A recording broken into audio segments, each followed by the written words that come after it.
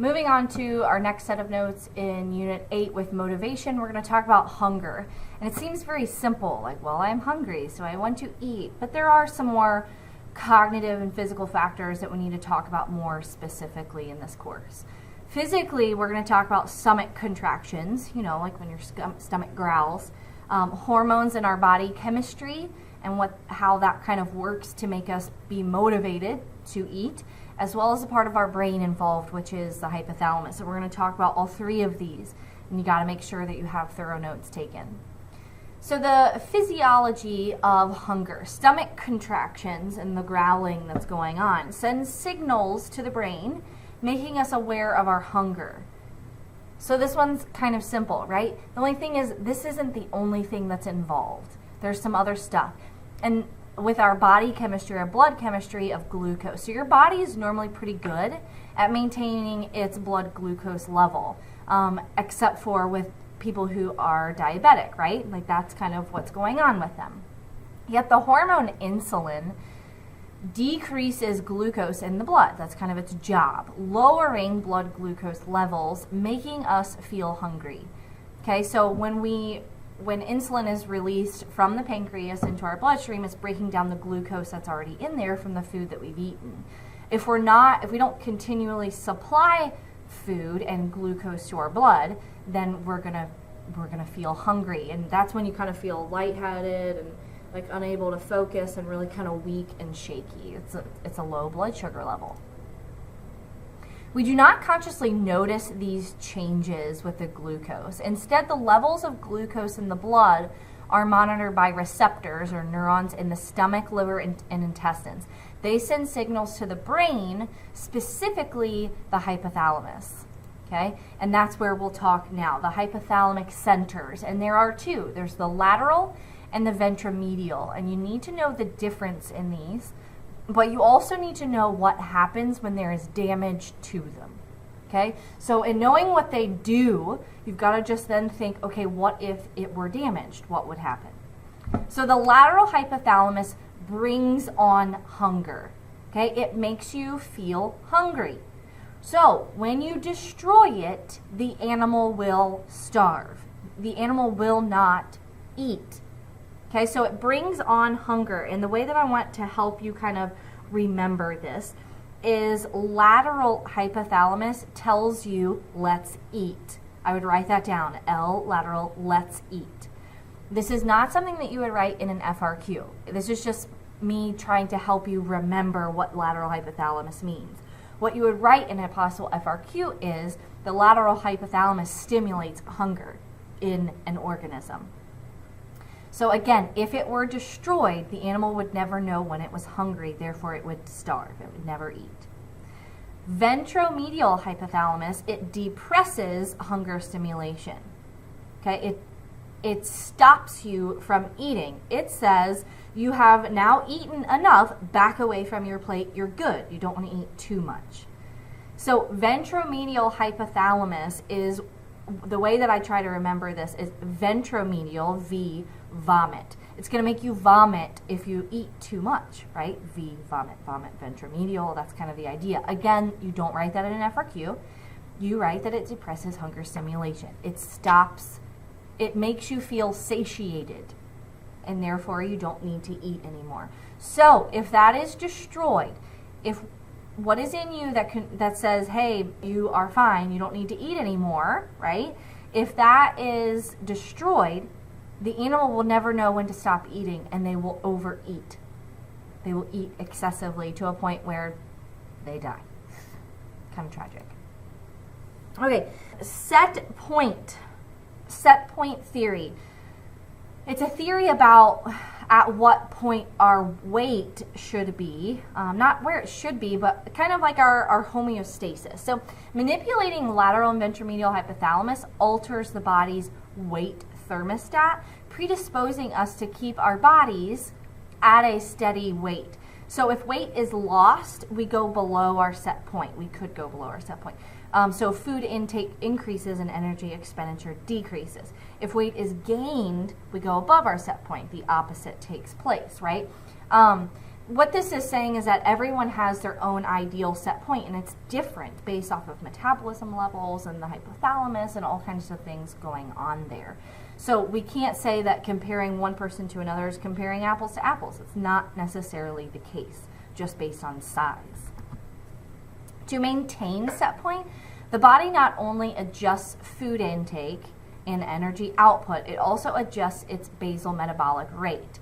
This is the body's resting rate of energy expenditure. And that when you are sitting on the couch binge watching television, what is your rate of energy expenditure? So it drops when there's less activity occurring, and that your metabolic rate drops when you are not active. Not all researchers believe in the idea of a set point because they believe that slow, sustained changes in body weight can change set point, and that activity levels can change your set point. Kind of interesting, but also kind of reassuring that we kind of control that, right? So as long as we're remaining active and living a healthy lifestyle, who cares? It's going to be fine. Everything's going to be fine. So the psychology of hunger. And there's quite a few things going on here. With external incentives, this is just, we eat because we're triggered by the presence of food around us, especially tasty, high-fat or calorie foods.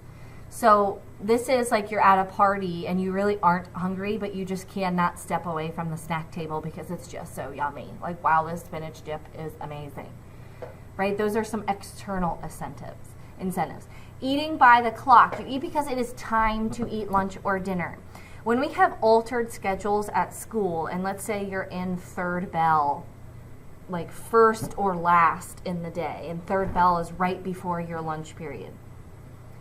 A lot of times you will feel hungry because you have associated third bell with, oh man, I'm going to be eating lunch soon and I'm really hungry. So no matter what time of day it is, and third bell, you get hungry.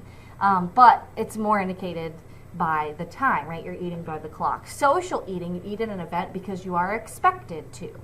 This isn't, there's a yummy snack table. This is, the hostess has made this incredible dinner. I'm not hungry at all, but if I don't eat, it's rude. Stress and depression, you eat more or less in different types of foods when under stress or feeling kind of down in the dumps. And then other eating cues, holidays, or watching TV or a movie, and that you can't sit down and watch a new movie without a bag of popcorn. Or you can't eat all the cookies because it's the holidays and that's what you're supposed to do around Christmas, and you're supposed to eat a lot, and it doesn't make you feel good or happy about Christmas time, does it? Okay, well, let's talk about taste preferences, and that we all have different kinds of preferences, right? Is it biological or is it cultural? Because I look at this picture and I think it's absolutely disgusting. But this is in the street market of many different places, including in the United States, but across the world. Body chemistry and environmental factors together influence not only what we feel hungry, when we feel hungry, but what we feel hungry for. And that it's kind of like a ugly cycle if you live in a place like America where we're surrounded by high calorie, high sugar, high fat foods. And that you will get a craving for something like, I don't know, a carbonated, highly caffeinated, high sugary yumminess drink, right? Or for like a burger from McDonald's, or, you know, they're really incredibly yummy fries, right? Or you get cravings for Chipotle. Any of these things, it's because they're there. It's because what everyone else likes. It's what everyone else does. It's probably what you've been raised eating. Like maybe after a soccer game, you need to pick up dinner really quickly, and that's where you go because it's fast. So yes, our taste preferences are culturally determined. Lastly, we're going to talk about eating disorders. Anorexia nervosa, you might think, oh, I've got these in the bag. I know what these are, but you need to know them in order to write about them in an FRQ. So you've got to make sure you write this down. It's characterized by a normal weight person. Normally, this is an adolescent woman, so around high school age and slightly older, losing in dramatic amounts, losing weight continuously, and yet still feeling overweight.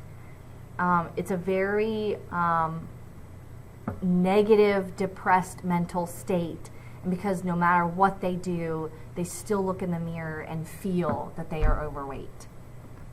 So anorexia nervosa is self-starvation with the dramatic weight loss to be below 85% of normal. It's very scary.